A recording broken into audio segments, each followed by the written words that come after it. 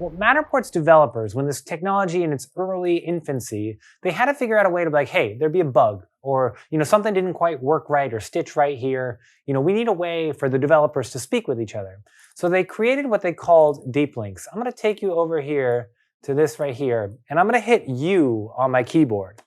And you'll see pop up in the top right something that says link to location.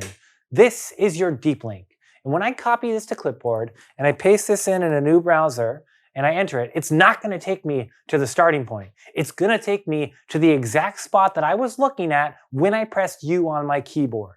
This is transformative.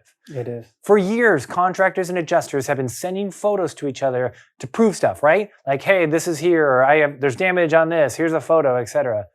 We don't need photos in that context anymore. We can use deep links to teleport people directly to the place that we need them to look at. Then they're not just stuck in a photo. They're not just stopped there. They're in the scan.